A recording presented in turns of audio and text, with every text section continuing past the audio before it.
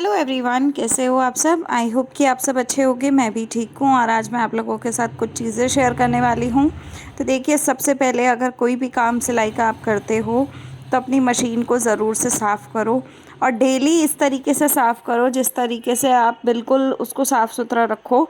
जब भी आप काम की शुरुआत करो आपको मशीन ज़रूर साफ़ करनी है, क्योंकि उससे क्या होता है कि जितने भी कस्टमर आते हैं उनके कपड़े होते हैं, तो आप कभी भी कपड़ा सिलाई करोगे किसी भी चीज़ का दाग या किसी भी तरीके की धूल मिट्टी उनके कपड़ों पे नहीं लगेगी। ठीक है, तो इससे ग्राहक बढ़ते हैं। अगर आप सफाई से काम देते हो, आप अपने काम में फिनिशिंग देते हो, तो उससे ग्राहक बढ़ते हैं। तो इसलिए आपको मशीन को अच्छे से साफ़ सुथरा रखना है। अब कई बहनें ये पूछती हैं कि इसमें ऑयलिंग कैसे करनी चाहिए, तो मैं आपको बता दूं कि इसमें ऑयलिंग हमेशा आपको वीक में 2 बार करनी चाहिए। एटलीस्ट वीक में 2 बार ज़रूर कीजिए, चाहे आप मशीन बहुत ज़्यादा चलाते हैं तब भी और बहुत कम चलाते हैं तब भी।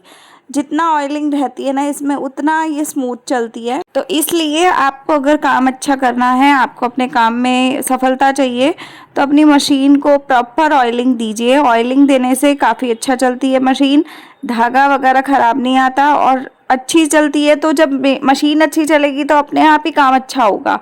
तो ये सारी चीज़ों का ध्यान रखने का काम आपका होता है। तो अगर आप इन सब चीज़ों का ध्यान रखते हो तो फ़ायदा ही फ़ायदा होता है। ठीक है, इसके साथ ग्राहक अगर बढ़ाने हैं तो आपको क्या करना होगा। कस्टमर बढ़ाने के लिए आपको सबसे ज़्यादा जो ज़रूरी काम है, अगर आपका नया काम है तो आप अपने काम का प्रमोशन करो। अपने रेट नॉर्मली बाकी लोगों से थोड़े कम रखो और इतने कम भी मत रखो कि आपको ही लॉस हो जाए। इतने रखो कि जिसमें आपको भी फ़ायदा हो, सामने वाले को भी फ़ायदा हो। ठीक है, तो आपको रेट उस तरीके से रखने हैं। उसी के साथ साथ आपको क्या करना है, आपको ये करना है कि जितने भी लोग आपके पास आते जाते हैं या आपके आस पड़ोस में जो लोग रहते हैं उनके साथ अपना स्वभाव अच्छा रखना है। उन लोगों को बताना है अपने काम के बारे में, कभी भी काम के बारे में शर्माना नहीं है। सामने से जाकर खुद बताना है कि ऐसे ऐसे हम काम करते हैं। अगर आपको ज़रूरत हो कि अगर आपको कोई कपड़ा सिलाना हो तो आप हमें देना ज़रूर, और हम सिल के देंगे आपको। कम रेट में सिल देंगे लेकिन अच्छा सिल देंगे। तो एक बार उनको भरोसा दिलाना है कि हाँ आप कर सकते हो, आप अच्छा कर लोगे। तो जब भरोसा होता है तो कस्टमर कभी ना कभी एक बार ज़रूर आता है आपसे ट्राई लेने के लिए। लेकिन जिस समय वो ट्राई लेने के लिए आ रहा है ना, उसी समय उस कस्टमर को आपको इस तरीके से पकड़ना है कि ताकि वो कस्टमर वापस दोबारा मतलब आपसे दूर हो ही ना पाए। तो इसके लिए आपको काम में अपने फिनिशिंग देनी होगी। फिनिशिंग के साथ साथ आपको उस काम में इस तरीके का परफेक्शन देना होगा ताकि वो कस्टमर भी दोबारा आए तो अपने आप ही आए, उसको ज़बरदस्ती बोलना ही ना पड़े, उसको ज़रूरत ही ना पड़े कि किसी और की। तो इसलिए आपको उसको इस तरीके से बोलना पड़ेगा कि भैया आओ और हमारे से काम करा लो।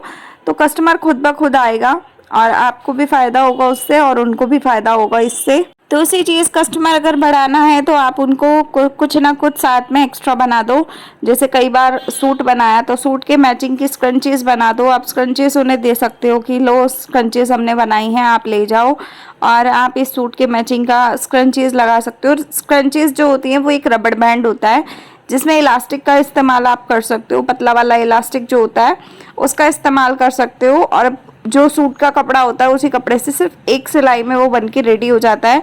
तो मैं आने वाले वीडियोस में आप लोगों को सिखा भी दूंगी कि कैसे बनाया जाता है।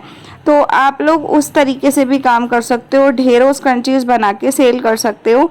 तो अगर आप उनको फ्री में देते हो एक स्क्रंचीज़ तो ज़्यादा आपको 2 रुपये 3 रुपये का खर्चा आता है, लेकिन 5 मिनट की मेहनत का खर्चा आता है। लेकिन उनके लिए वो बहुत बड़ी चीज़ होती है और वो कस्टमर बार बार आता है उस चक्कर में कि आप सूट के साथ उनको रबड़ बैंड फ्री बना के दोगे। तो इस चक्कर में भी वो लालच में आते ही आते हैं और आपको अपने काम में परफेक्शन भी दिखानी है। सिर्फ ये नहीं कि फ्री में बांटते चलो लेकिन आप सूट का कबाड़ा कर दो, वो नहीं करना है।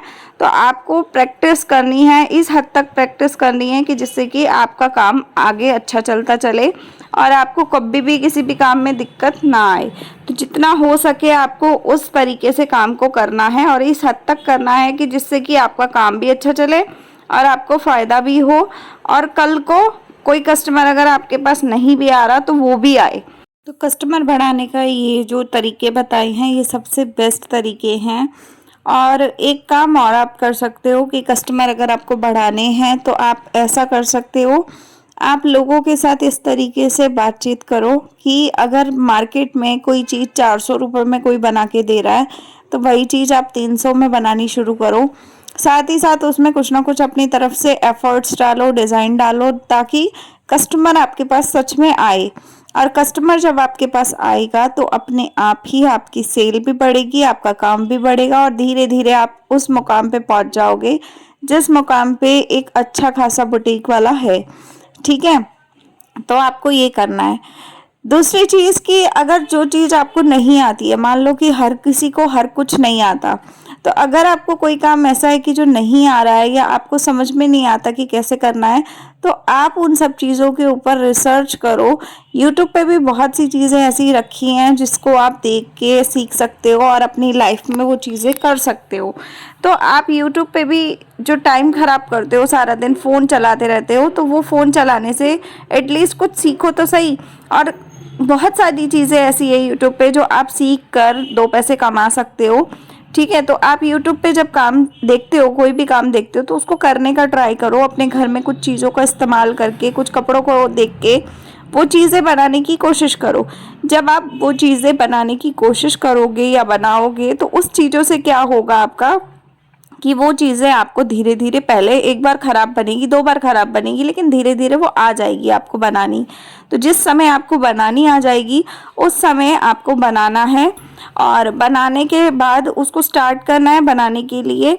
तो आप बनाओ उसको और बनाने के बाद आप जब तक उसमें परफेक्शन नहीं आती है तब तक आप उसमें ट्राई करो। ट्राई करते करते आपको एक परफेक्शन मिलना शुरू हो जाएगा। जिस समय आपको परफेक्ट लगे कि हाँ हम बनाना सीख गए हैं या हमें आ गया है या हमें इसका फॉर्मूला समझ में आ गया है, उस समय से आप उसको शुरू कर दो अपने कस्टमर के लिए बनाना। तो कस्टमर के लिए जब भी आप बनाओ तो आप उनको पहले ही बता दो कि ऐसे ऐसे मैंने ये चीज़ नई सीखी है, अगर आप लोग चाहो तो मैं आपके कपड़े पे ज़रूर बना के आपको दे सकती हूँ।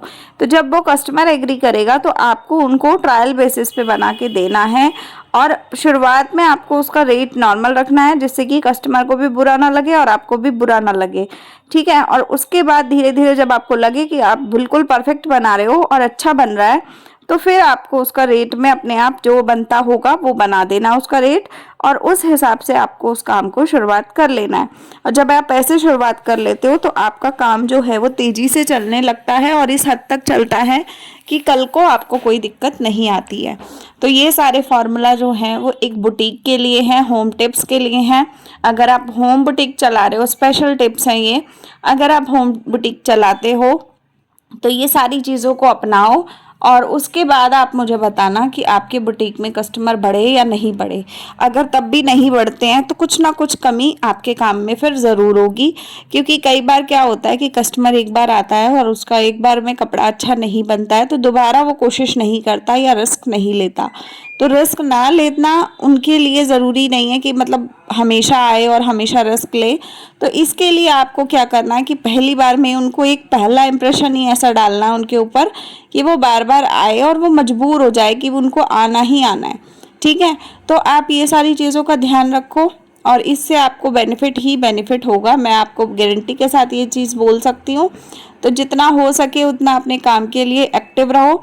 और जितनी भी औरतें कुछ करना चाहती हैं वो प्लीज़ आप लोग दोपहर के टाइम जब आप फ्री होते हो, जब आपको लगता है कि पूरे दिन में आपके पास 1 घंटा भी है, तो उस 1 घंटे में भी आधा घंटा ज़रूर दो, कुछ ना कुछ करो ताकि कुछ आगे सफल हो पाओ। अगर आप खुद ही मेहनत नहीं करोगे तो फिर आपका कोई कुछ नहीं कर सकता, दूसरा बंदा तो कोई कुछ कर ही नहीं सकता।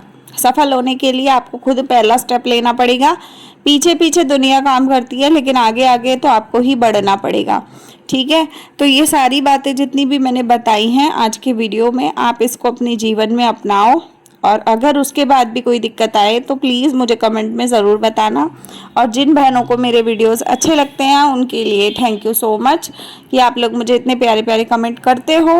हालांकि पहले बहुत कमेंट आते थे, अभी कम आते हैं, पता नहीं क्यों कम आते हैं। लोग वीडियोस देखते हैं लेकिन पता नहीं क्या हो रहा है, चैनल पे कुछ ना कुछ दिक्कत हो जाती है। कई बार व्यूज़ गिर जाते हैं, कई बार इम्प्रेशन नहीं जाता है, नोटिफिकेशन नहीं जाता है, तो दिक्कत होती है। और कई बार लक भी काम नहीं करता है तब भी ये सब चीज़ें होती हैं। तो प्लीज़ आप लोग मेरे वीडियोस को सपोर्ट करो, मुझे बहुत ज़्यादा सपोर्ट की ज़रूरत है, आप सभी के प्यार की बहुत ज़रूरत है। बहुत मेहनत के साथ वीडियो बनाती हूँ मैं और मैं चाहती हूँ कि आप सब बहनें मेरे साथ आगे बढ़ो और इस हद तक आगे बढ़ो कि आप लोगों को भी अच्छा लगे, है ना।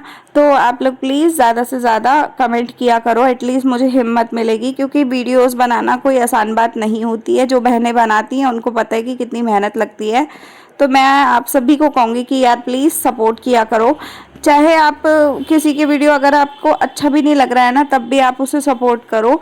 आप उसे बता दो कि आपका वीडियो में ये कमी है या ये दिक्कत है, लेकिन आप वीडियो ज़रूर देखा करो। आप लोगों के वीडियो देखने से ही एक क्रिएटर को या एक इंसान को सफलता मिलती है। तो प्लीज़ आप लोग वीडियोस को देखा करो, प्यार दिया करो। अगर अच्छा नहीं लगता है तो आप वो भी बता सकते हो, कोई दिक्कत नहीं होती है। और अगर आपको कुछ सीखना हो तो आप ज़रूर बताना, मैं आपको वीडियो बना के शेयर करूँगी कि कैसे क्या मैं बनाती हूँ, तो आप लोगों को उसमें मदद होगी। क्योंकि मैं घर बैठे ही काम करती हूँ, अपना होम बुटीक चलाती हूँ। और देखो हर चीज़ ना इंसान सोशल मीडिया पे नहीं बोलता है कि भाई हम इतना काम क्यों करते हैं, क्यों नहीं करते हैं। हर किसी का कुछ ना कुछ सपना होता है, या कुछ ना कुछ दिक्कत होती है, या कुछ ना कुछ ऐसा ज़रूर होता है कि जिसके पीछे इंसान मेहनत करता है ना। तो हर चीज़ तो सोशल मीडिया पे नहीं बंदा रख सकता, लेकिन हाँ अगर कोई मेहनत कर रहा है तो आप उसको ज़रूर देखो। और अगर आपको अच्छा नहीं लग रहा है, कोई भी चीज़ में कमी आ रही है, तो आप उसे बता सकते हो। एटलीस्ट बताओगे तभी तो सामने वाला अपनी कमी को दूर कर पाएगा। अगर आप लोग बताओगे ही नहीं तो फिर कमी कैसे दूर होगी, ऐसे नहीं होती है ना। तो प्लीज़ आप लोग बताओ और डीमोटिवेट ना होने दो मुझे। तो बस इस वीडियो का एंड करूँगी यहीं पे। उम्मीद है कि आप लोगों को वीडियो अच्छा लगा होगा तो लाइक शेयर सब्सक्राइब ज़रूर कीजिएगा, एक कमेंट ज़रूर कीजिएगा, एटलीस्ट थोड़ी सी हिम्मत दीजिएगा। तो मिलती हूँ अगले वीडियो के साथ में, तब तक के लिए बाय, टेक केयर।